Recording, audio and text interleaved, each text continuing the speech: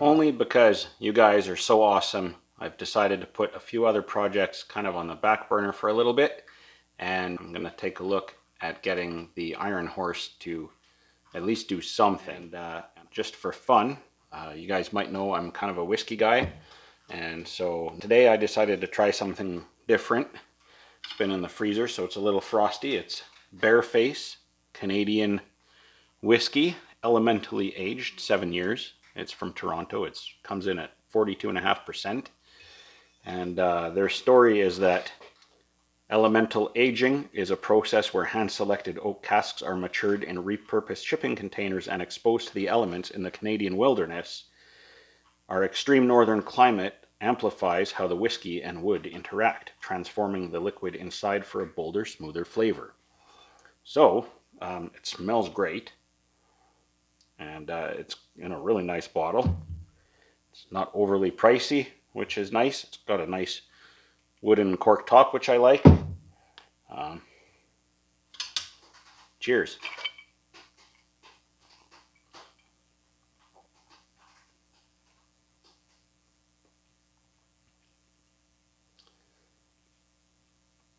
It tastes like a wood shop, like an old wood shop.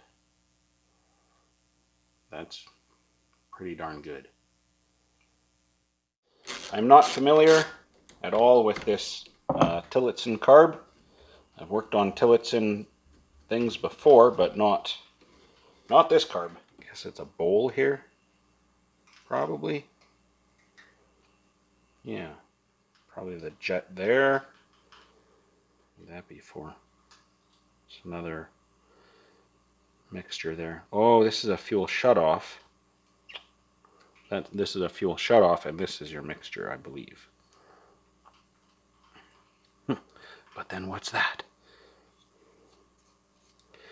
We'll figure it out. I made a promise not to try to run this without the flywheel cover on, just for safety purposes. So I'm going to test fit it. It wasn't installed properly on arrival, so that may be why it was scraping. It's got a couple little slots here, right there, and then the one screw on top. And so the slots engage little tabs over here, and then the screw just secures it all. So easier said than done always, but we're going to try and put it on the way it was intended.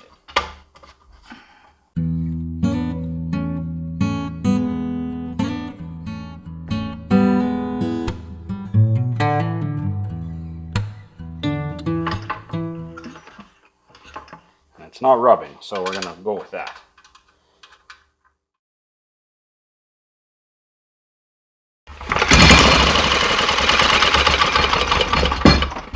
I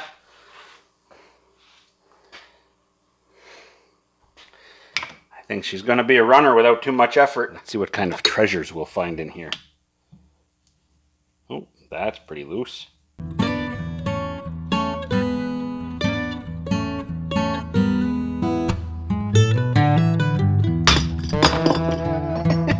Oh. Okay, well, I mean, it's dirty, but we expected that. There's the float, which does look like it's a little deformed. I imagine that was not always that shape.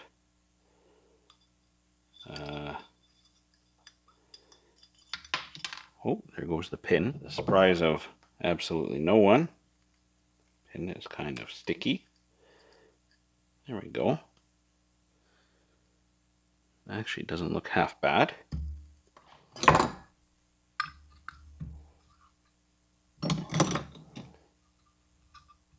hope you guys are writing all this down so I can refer back to putting it together. This does obviously need a good cleaning, so that's on the agenda. And then we'll take it from there. Cool.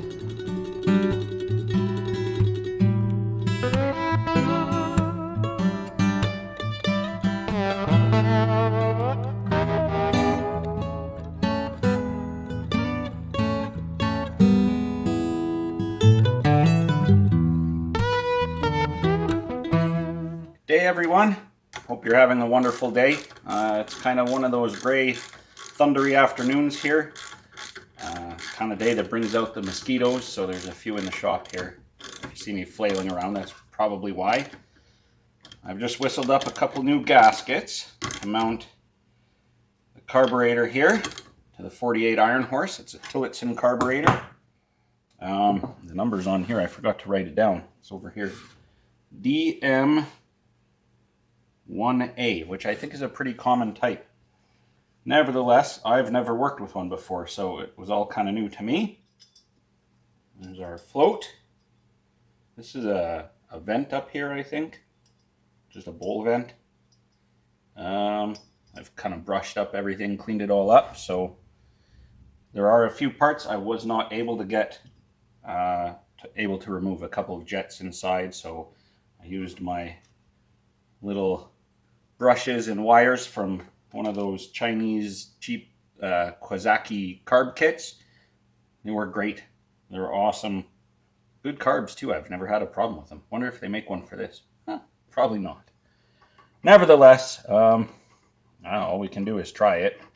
I have no idea what to adjust this needle to.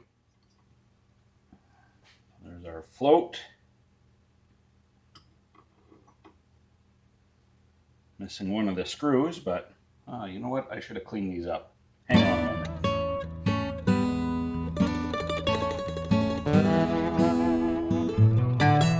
Just a little trick I learned from Eric at Hand Tool Rescue to put a brass wire brush in your drill press, clean everything up. And your hand can slip and it doesn't even hurt that bad.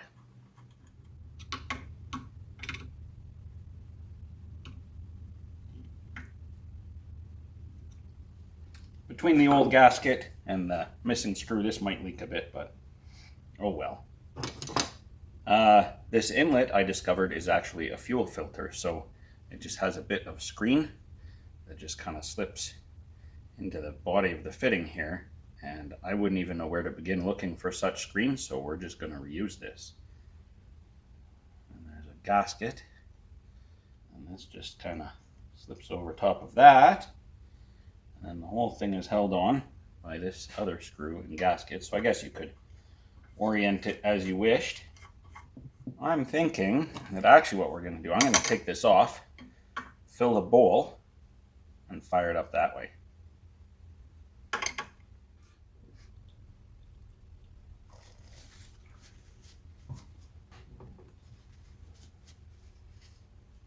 Well, there's definitely fuel in it, so let's open this up.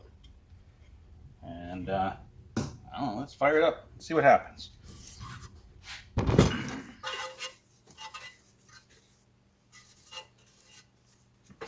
There goes nothing. Oh, I guess we can choke it. We'll put the choke on. That'll help. Draw some fuel in.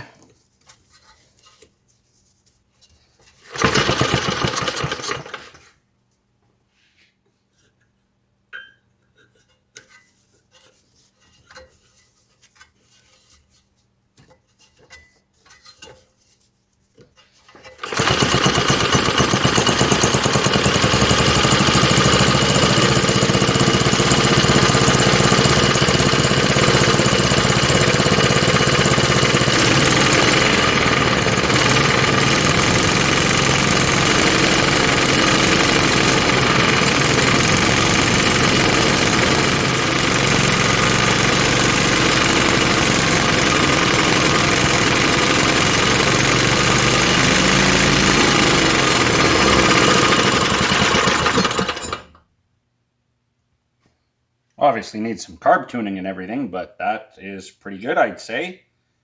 Looks like some oil coming out of there, burning off and stuff. But hey, little known fact, every time I pulled that rope out, the knot on the end would come up and hit me in the back, so that's fun. I think there's no way we can say this isn't a runner, though. Very cool. This little iron horse has certainly been a really fun diversion, and I did take the top off the carburetor and determined that the reason it stopped running earlier was a very good reason. It ran out of fuel. So it wasn't anything that had gone wrong. So, as fun as it's been, I really would like to get going again on Goldie Hawn. And so we're just going to button this up and get after that. I'm not through with this project by any means, just because it runs a little bit doesn't mean that that's the end of the road, of course. I need to clean up the fuel tank and make a line and all that kind of stuff so it actually runs independently without any help. And, you know, a little tidy up. I'm not sure if I'm going to go as far as to paint it or not. I kind of had in my head a vision of a kind of a rainbow assortment of various colors of Iron Horse engines, because from the factory they were basically a few were gray, most were just black, kind of a little bit boring. But I haven't really decided yet, so I might not paint them at all and just leave them as they are, because they kind of might look pretty good with a cleanup, and they kind of have a nice patina to them as it is. So I had made mention before of the Genset Iron Horse that I have, that I had worked on a little bit previously, and it's got some fuel tank issues. It's a cast aluminum fuel tank, which indicates that it's from the war years. After the war, they went to a cast iron fuel tank, but during the war, aluminum was easier to get. I also mentioned that it has possibly the cutest little carburetor anyone's ever seen. And I'm just going to snug this up just so it doesn't fall off again. See if it even stays put. Yeah, not bad. That'll do. Anyway, here it is. That's it. It has to be kept above the fuel tank level or it will just flow fuel forever. The choke is essentially this little diaphragm underneath. And yeah, I mean, basically this needle goes straight into the inlet to control the fuel flow. And your tiny little throttle plate up there. That's it. It's so small.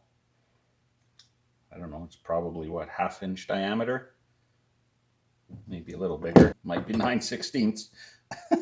Very simple. I don't know how well it works because that machine hasn't run. It actually just bolts directly to the port here. I wonder, I could almost bolt it to this port and try it out. Almost. I don't have the right screws though, so too bad. Anyway, just thought I'd share. Wake up, today's gonna be a good day. Wake up, today's gonna be a good day. Wake up, today's gonna be a good day. Wake up, today's gonna be a good day. Wake up, today's gonna be a good day. Wake up, today's gonna be a good day. Wake up, today's gonna be a good day. Wake up, today's gonna be a good day.